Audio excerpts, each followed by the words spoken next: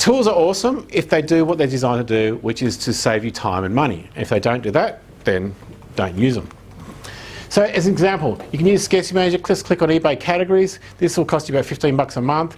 You can go to any category here. So like take, for instance, snooker, pool, billiards. And you click on that, and then you can go, it will show you in this category. So going back, these are all the categories in eBay, right? It goes down and down and pages and pages and pages. I mentioned before, you can never run out of things to sell. So you choose any category. I chose snooker, pool and billiards. Click on it, bang. You now get this page, and you can see here number of items sold. This phone at the top, for instance, is sold 2,101 times. 1,700, blah, blah, blah. Now, this number here is really important. Every item on eBay has a 12-digit ID number. Same with Amazon, it also has it's got an ASIN number. So with eBay, it's a 12-digit number. And that number there is a hyperlink. That's the individual listing number on eBay. So you can click on it. So I went to this one in the middle, new billiards, snooker, pool accessories. It sold 1,497 times and price sold for 167.99. That's a hyperlink again, so you can click on it. I clicked on it, bang, now I can see the name of the eBay seller that's selling those. As it says here, 1497.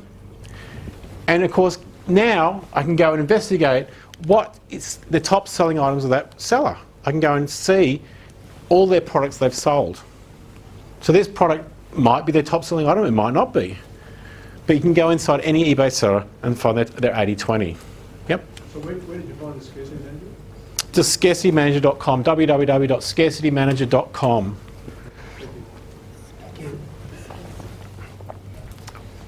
Okay. TerraPeak is some sort of... Yeah, TerraPeak is a Canadian program. It was started by two brothers in Canada, and it was purchased last year by eBay. And that will do, if you want to go back past 90 days, TerraPeak will do that for you. TerraPeak won't do that though, what I just showed you. Is it? No, it's all fortunate. Sorry, with TerraPeak, you've got to give up your data. Like, I think you get it for free now with eBay, but you've got to give up your data. You get everybody else's, but they also take yours.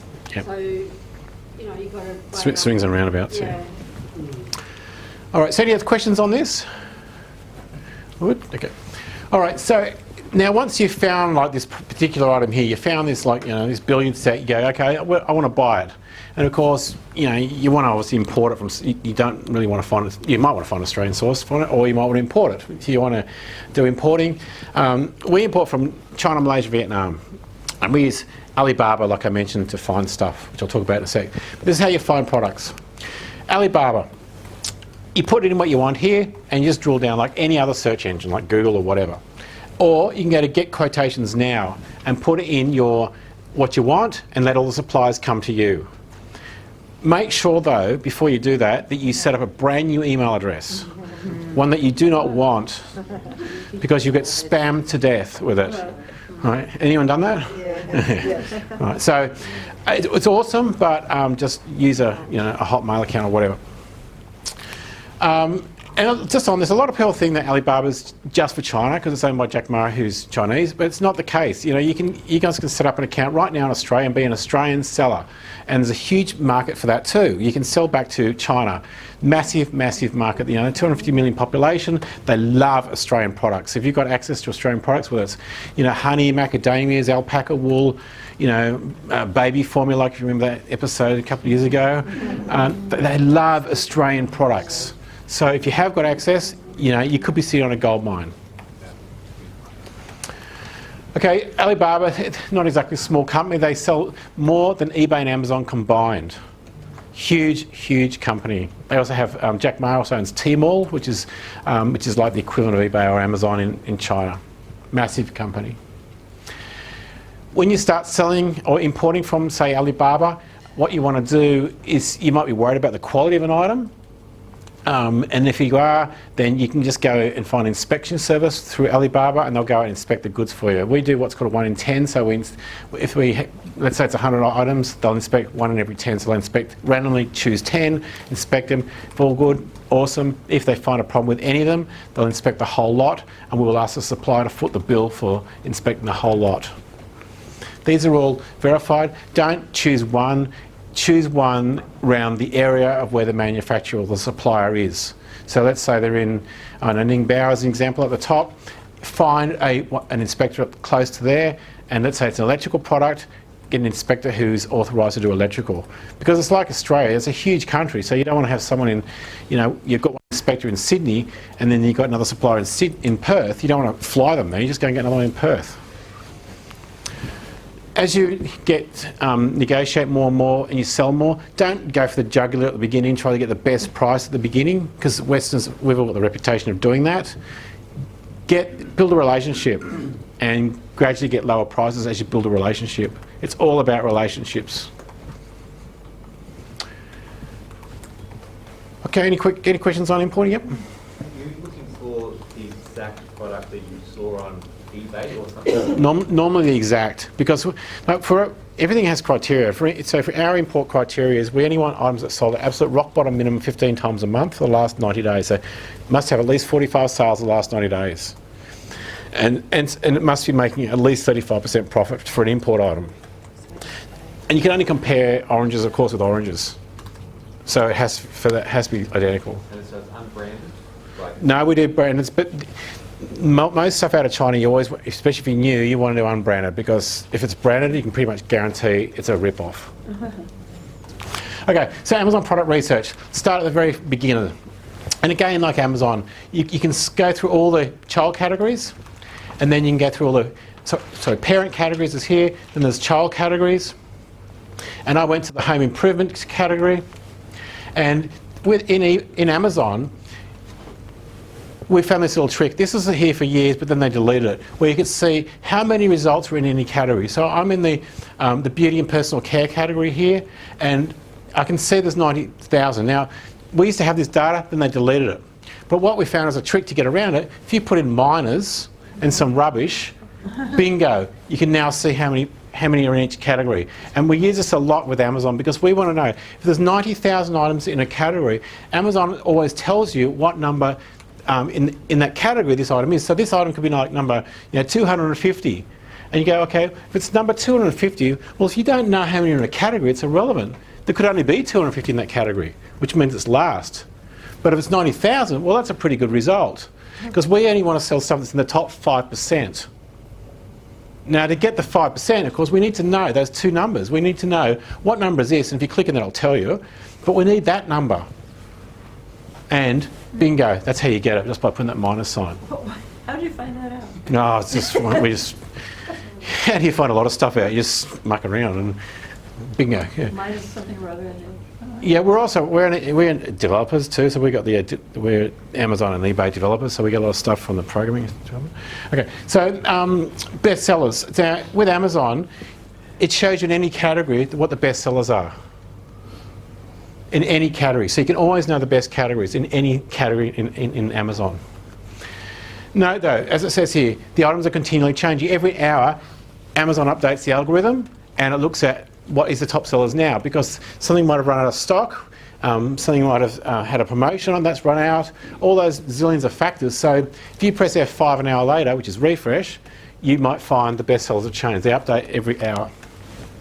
Now, so Amazon bestseller, as it says here, updated hourly. So bundling. Bundling is an awesome thing to get it to with Amazon. This answers a lot of these questions that just came up. About how to get around the fact about something that's already a hot seller. Let's say you got something on Amazon, it's already got 1,000 reviews, and you want to try and sell that product. Well, good luck unless you've got a really good price. Because with the way Amazon works, you have this buy box up here, and sometimes come down here. And basically, Amazon looks at your postcode of where you are located, it looks at the postcode of the supplier, or it could be housed by Amazon, so it looks at their postcode. It takes all these different factors into account and picks one seller and puts them in that buy box. And that buy box gets most of the business. So how do you get around that? You create a new code, you bundle. So this particular item, a Logitech laser pointer, will have a certain Amazon code. You can create a brand new Amazon code if you bundle. So you can add to this a battery, a cover, whatever. And I'm going to show you how you can actually find out exactly what to bundle. Again, taking out all the guesswork, because there should be no guesswork. Here it is. Amazon tells you, customers who bought this item bought. So this particular item we're selling here was it's a Philips light bulb. And it tells us here, customers also bought these other items. Bingo, that's huge information. So now we go back to Philips and say, hey, can we also buy some of these please as well? And we bundle them. Bang, we've got brand new bundle codes. Then we can take the same information and we can sell the same items on eBay and on our websites by bundling what this data they're already telling us what to bundle. They're saying people bought this item, but they also bought that at the same time. What do you mean by bundle, like together? Together. So same one product? Together in the same box with a new code. Just offer it as a package. Yes, with a new code, with a new UPC code or MPN code. You were saying selling Philips bulbs, is that what you suggested? No, this is one product. We sell, this is one product. This is an example. Wouldn't Philips have the best price for it? Yeah, but it's not the point. The point is whatever you're looking at, any product that you look at, Amazon will tell you what people other bought. So if you looked at this item, you'll see they'll say people might have bought 2 Energizer batteries with it. They might have bought a cover. They might have bought a whatever, copy of PowerPoint or whatever it is. It's all here, and it's telling you what to bundle. Nappies and nappy wipes. Exactly. Nappies and nappy wipes. So if you're selling nappies, they'll say down here, people also bought nappy wipes, and they also bought a baby monitor, and they bought this and that. So whatever product you look at on Amazon, all the data's there. There's no guessing. You don't guess that they bought that. That's my point. Okay, so Amazon is powered by reviews. And that eBay's moving more to that as well. It's got reviews on there. So don't sell low quality, non-durable products. Okay, so only sell quality items. Always check Amazon and eBay reviews for feedback. There's huge opportunities here. If you look at Amazon reviews and see something that's got a bad review, can you improve it? Can you fix it? For example, someone says this manual's useless, it's written in Chinglish. Awesome. Because you can just write a new manual. And I'm not talking about some massive manual, I'm talking about maybe 5 pages, maybe 10 pages. Maybe you need to shoot a 30-second video on your iPhone and include a link to it. It's not hard. That's how Russell and Kogan got started, by rewriting manuals in English on televisions. Every time you see something like that you can improve, you've just found yourself an opportunity. Because if your competitor's got a 3.5 score out of 5, because they're getting this negative feedback about it, if you fix that problem, you'll go to 4, 4.5, 5, and you'll beat them for the same money, and you'll appear in the buy box. So reading reviews is awesome. Also, if you're looking at any new product and you want to say, is this product any good? Just go to eBay and look at the feedback for that seller. Look at their negative feedback. You can click on the negative feedback. It'll show you all their negative feedback. If nothing pops up about that product, awesome. If it does, leave it alone. So eBay and Amazon, you can look at the feedback on any product. So you let the market do the product research for you and test the product for you. So there's no question. If this is any good, you don't have to guess it. You just click on the feedback. Yep, no negative feedback. It's obviously a good product because they've sold 75 of them. Does everyone understand what I'm getting at? Yep. Normally, some of these products are unbranded when you get them from China. Mm-hmm. When you're looking at another seller, you don't know where he has bought it from. So how can you tell whether your seller? So you'll have to do those inspections. Is that what this is? Yeah, absolutely. Unless it's a brand name, it's got a code on it, then it's already tested. But if it's a brand new, then you'll need to get inspect it first for you. Inspected, because just going by sellers, because if it's unbranded, it's difficult to tell. Right? That's right. So you get inspected. Okay, so can you improve a product on that? But just note with reviews, less than 5% of buyers leave reviews. Same with eBay. Okay, so narrowing it down. There's what we call a rule of 7s. There's 7 things that we want to check to see if we can compete on a product. So I'm going to show you this manually, but then you can also just use software which just does it like that. Again, I'm not trying to flog your software, it's just going to show you an easier way. So you search for non-optimized listings and products. If you can find something that's non-optimized, you just found yourself an opportunity. Again, the software that can just find them all for you. Something with poor reviews, poor photos, not many photos, poor ad copy, no bullet points. For instance, on Amazon, you should always have a minimum of 5 bullet points. On eBay, you should always have a minimum of 20 bullet points. No or few FBA sellers. This is a huge, huge thing. 95% of items on Amazon are not in an Amazon warehouse, so they're not set up for FBA. So of course, for an item to be on FBA, it needs to be sent to an Amazon warehouse. Over 95% of items are not sent to a warehouse. If you send an item to a warehouse, it now goes on what's called Amazon Prime, and that your listing gets bumped up higher if it's on an Amazon warehouse.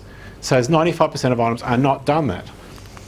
So, like I mentioned before, you can do all this stuff manually, or you can just use a program like eGrow, and it automatically does all that for you, and it shows you a rating. And you can just scroll down into any category and find the items with the low ratings. Bingo, you found an opportunity. If it's got 5 out of 5, you probably don't want to touch that product because it's already optimised. But all the other ones, they're all fair game.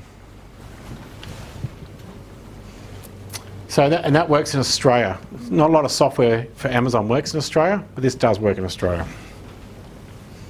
The reviews help you optimize your product. Yeah, if you've got reviews on it, you get bumped up higher in the search results. You can do like give free items to people and ask them. No, don't ever solicit reviews. You'll get shut down. They'll find out. They'll find out. There are a lot of technology to do that. Yeah. Is this a bit risky though in terms of they're not proven products? So you talk about only selling proven products, and these aren't. Well, they are proven because they've already got sales. So it shows you how much. It shows you the amount number of sales: 115, 172, 304 sales. High sales and bad reviews. Yes, exactly. High sales and a bad rating, because the rating takes into account all those other factors. Yeah. Yep. How do we know why they get bad ratings? Because you can look at the reviews. Yeah. Stars. You can click on the stars and you can see it like on eBay. eBay, you can see two things. On eBay, you can see the stars, and you can also go into their negative feedback. But how do you know, how do you put yourself on eBay in such a way that you know you don't have that problems that like the other sellers? How? Yeah. Well, on eBay, From you. well, if it's got a UPC code and you put the UPC code into eBay, it'll automatically tag it together, just like Amazon, and because it's a bad about the product. So if you want to otherwise you've got to create a new product with a new number. Like this Logitech item has got a code, and that's it, the code's set. And so if this is a bad product or a good product, it'll get the stars accordingly.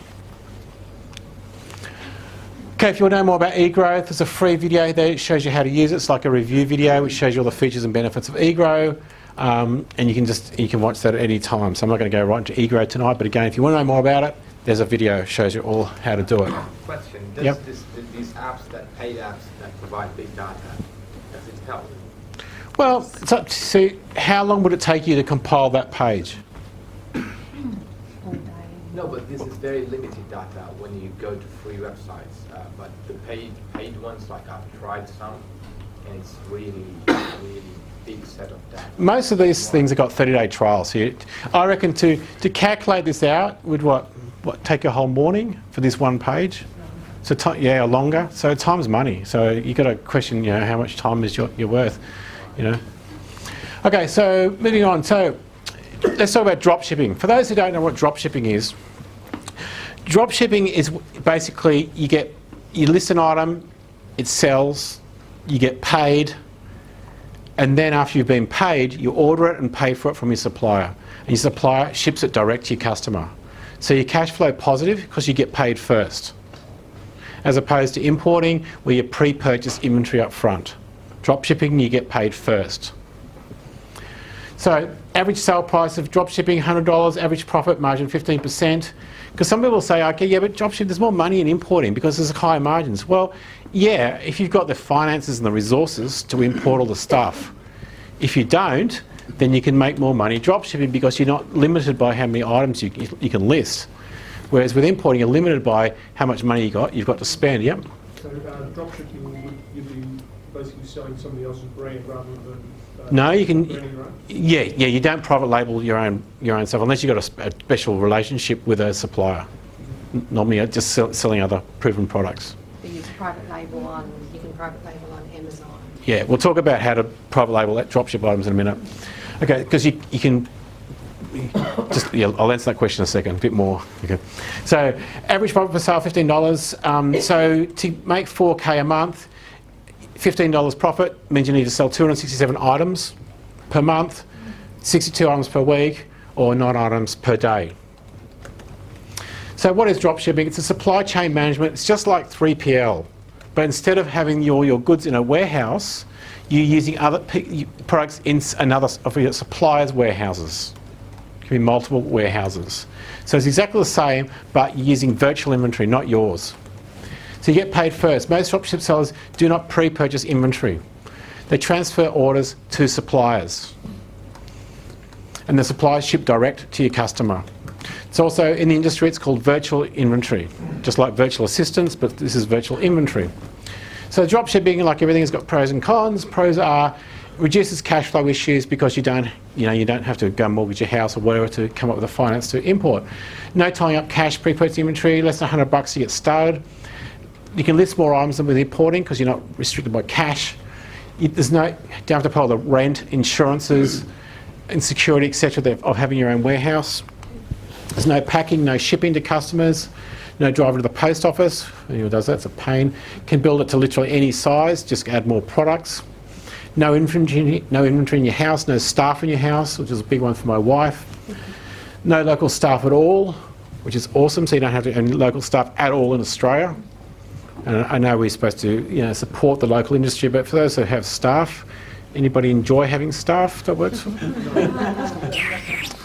I actually don't mind having staff now because our staff's all virtual. So if they kick their toe and break it, they can't sue me for $250,000, which is happy days. Well, we are very nice to our staff. We look after them, we support them and stuff. But but we don't have to worry about that kind of stuff. No workers' compensation, etc., etc. You can be 99% automated. You can run it from almost anywhere on the planet. As long as you've got internet connection, you're online and you're up and running. You can start about this question about private labeling. You can start importing your top-selling dropship items. So there's a lot of courses going around at the moment which teach you to basically go and find one product. Basically, go and order a gazillion of them, fill up a whole container, ship it to Australia, then hope like hell it sells. Because if it doesn't, you've just got yourself a huge warehouse or a garage full of this stuff which you're going to take to your grave. Instead of doing that strategy, here's another strategy to think about. You take your top-selling dropship item, which you're purchasing from Australia, and you buy one off your supplier, and you have it shipped to your house. Then you slap your label on it, your private label, and you photograph it and you list it. And if it sells, awesome. Then you can go and buy more from China. If it doesn't sell, you peel the label back off again and resell it. It was already one of your top-selling items. So if you've made an absolute dog's breakfast of your private label, peel it off, resell it. You can sell it. It was already a top-selling item. So it's almost zero risk. And that way you can test the strategy. Yep. I just want to ask you about jacuzzi listings, Mm-hmm. because I was selling a product that it was drop shipped, and then the supplier dumped it, and now they brought it back, and that listing I had to take off ages ago, and I didn't save it, and I'm like, Do it was a good listing. So do you keep your listings like that's like a jacuzzi? You've got all of your data saved somewhere, Yeah. so that you can come back to that listing? Yeah, so what you're talking about is you lost all your sales history, so you've got 1 sold, 10 sold, 50 sold, however many, and you lost all that Well, sales. I had to do that Yeah. because they dumped that particular product. Yeah, well, it's a tough one, and if there's no way on earth you're ever going to get this product again, of course you end your listing. Well, I don't know. I didn't know that they were going to resurrect it. Yeah. So it's been like probably 12 months. Yeah, well, so we use Magento, so we can always go back and just instantly restore it. But you don't want to lose your sales history, which unfortunately you've lost. The only reason you shut down a listing is if you're running out of free listings. As you get bigger, you'll eventually get what's called an anchor store. So, sorry to interrupt there, but are you saying that like you're not penalised? I wondered if you're penalised by having like a listing with 0, and you can just keep that listing with 0 items. Yeah, you can, but only for 2 months, and then eBay will end it automatically. Okay. But if you went in there and you added one, and then, oh God, no, that was a mistake, and you put it back to 0, you just bought another 2 months. Okay. But if eBay ends it, it's been there at 0. Let's say if scarcity managers knocked it down to 0, it's sitting there. eBay ends it because it's been 0 for 2 months. 2 months, correct. But you still have it in your, let's say if you have listing software, Ink Frog or one of those things, you still have a record of it, so you can just put it back up? If you're using a third-party listing program, yes, you So have. you stored it somewhere. Yeah, if you're using a third-party program, yeah, in Frog, Magento, or Neato, or whatever. Yeah. Okay, so you can start it. Yeah, so that was about how to private label. So I think I finished. Was everyone clear on that? How to private? Yeah. Okay. All right. So you can do this all over the world. So you can build these dropship businesses literally all over the world. It doesn't matter in 37 countries. Obviously, it's a lot easier in the English-speaking countries. You can sell the businesses, and you can also sell the niches, which I'll talk about shortly. Private labeling, done that. So cons, requires supply inventory checking 7 days a week. So if you've got items listed on eBay or Amazon from a supplier, you need to have something in place to make sure that they're in stock. So when you're starting off, you need to manually be checking it, preferably at least twice a day, 7 days a week. But of course, you can fully automate this. You can use VAs, or you can just use software. Like I said, you can use like scarcity management to do it automatically for you. But you've got to have some methodology in place so you do not run out of stock and oversell items. It requires ordering 7 days a week. So when you first start off, download the app from eBay and Amazon, and your phone will go cha-ching when items sell. And then it's your trigger then to go and order the item. Then of course, as you get bigger, you can employ a VA. You don't have to employ a VA for 40 hours a week. You just get a X amount once a day or whatever, and they can do that for you. Okay, so with dropshipping, the big advantage of dropshipping, of course, is the low overhead. For us, when we started, dropshipping was the holy grail, but it wasn't on the table because we didn't have the ability to purchase from suppliers with what's called dynamic websites. They didn't exist. And dynamic websites are sites that automatically show if items are in stock. They simply weren't available. Dynamic websites have only been coming into play the last 4 to 5 years. So there wasn't even an option. So dropshipping is virtual inventory and it's virtual staff. Okay, so how to get staff, where to get them, and how to train them. Again, there's a free link here. There's a whole video showing you how answers all those questions, exactly where to get them, how to train them. It's a free video you can watch at any time you like. And again, for the people who came in last, all these slides will be available for you. I'll give you a link tonight. You can watch them any time you like. So dropshipping is much easier to scale than importing. Reason why? If you increase an import business, you've got to increase your purchasing of product by 5, which is, if you already got, $50,000 out there and you want to go up by 5, you're now up to 250K. If you're already up to 250K, you're now up to 1.25K or 1.25 mil out. So you don't have those issues with dropshipping. Most of the extra work when you grow a dropship business is brunted by your suppliers because they're the ones that get all the extra orders. They're the ones that got to pick it, pack it, and wrap it and ship it, not you. So, question comes up is how and why does dropshipping work? Why does somebody pay more money when they could have just gone to the supplier and bought it themselves? Like, for instance, like Kmart. Why would somebody go, and don't get me wrong, I'm not saying to use Kmart as a supplier. I'm saying do not use Kmart, but a lot of dropship sellers use Kmart. But don't get me wrong, I'll repeat it, do not use Kmart as a supplier. But just as an example, Kmart. $189. Someone's selling this currently on, let's see how much you can buy this on Kmart for, $189. On eBay, 7 sold, $291. Why did they buy it from, why? Why don't they just go to Kmart and buy it? People are lazy. Yeah, they don't like going there. Another example, Dropship Zone in Melbourne.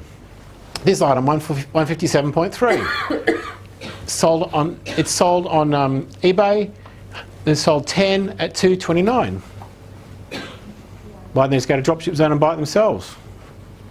Well, and another way of looking at this is, for our import business in Australia, 9%, not 90, but 0.9%, as in just one under 10%, of everything that we sell, we sell it to overseas people. People from overseas buy it from us. And if you think about it, no one should be buying anything from us. We all live on this island in the middle of nowhere. It costs a fortune to ship off this island. An absolute fortune. Anyone who does it professionally, they know. Your box this big, it's like $60. So we should not, I know eBay's out there all the time saying, oh, you got to do global shipping. Go, wake up everyone, we live on this island, it costs a fortune. And everything that we import is available in every other country. Like, say, why is someone from the US buying these off us? You can't tell me they're not available in the US if we import them from China. They almost certainly are. But the reality is, we must have had some different keywords or whatever, and they found our listing, they bought it. But if they did more research, they would have found it was cheaper in the US, and they wouldn't have had to pay a fortune to buy it for shipping. So 9% of people do it. Anyway, so I hope that answers the question. So, and this listing, by the way, I've run it through, we got some software which we check listings with, and it's not even mobile optimized, which is crazy because over 70% of our listings are purchased from people with smart devices, whether it's a phone or it's a tablet, over 70%. This listing, it's not even optimized, doesn't even work on mobile. But they've still got 10 sales. And they're on the last of the 30. Yeah. You said 9% of people 09, yes. do not do or do the research. Do research on No, I'm just saying that 9% of our sales we ship overseas. research.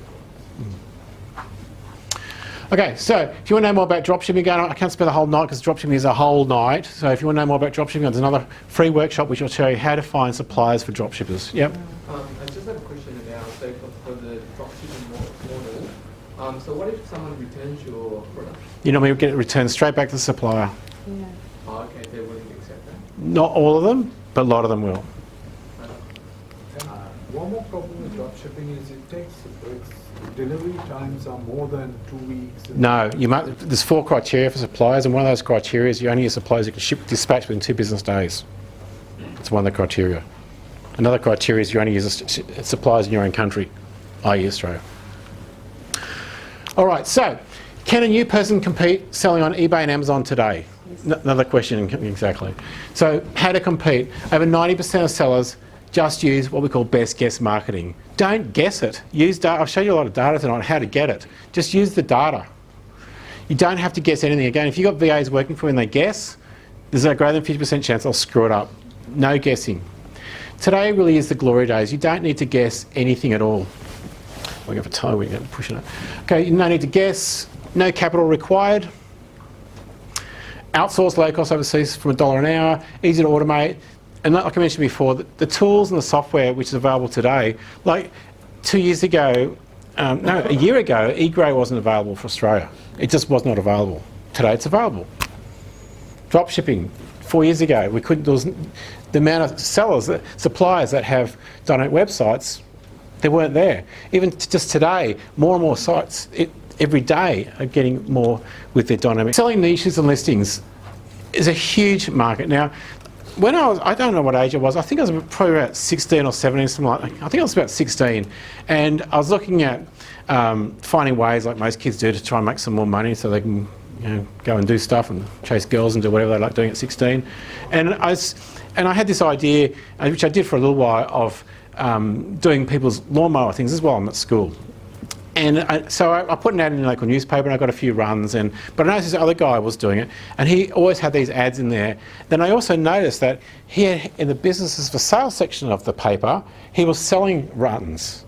So what he was doing is you'd get all these runs, and once he'd get up to like 100 runs of people's lawns, he would then take out 25 or 50 of them and sell them off as a business.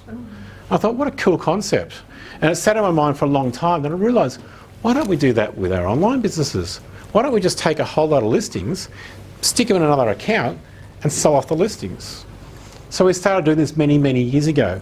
One of the last ones we sold was one of our American operation, and the guy who bought it was American, was living in Abu Dhabi. And he flew me first class, that's one of the photos there, in Etihad to Abu Dhabi to train him for a few days. There's a lot of money in buying and selling businesses because the average person that buys them is your average archetype is someone they're in their 50s, maybe older, and often a lot older, and they've worked at corporate all their life. They're used to following manuals. They've had the golden handshake, the house is paid off, kids have flown the nest, and they're bored and they want an online business. They're not entrepreneurs. They want to follow a manual. So if you can give them a business that's already running, completely running by itself with VAs, etc., they'll pay very, very, very good money for it. Average time, 1 to 4 times annual profit, but I hear some businesses being sold for over 8 times.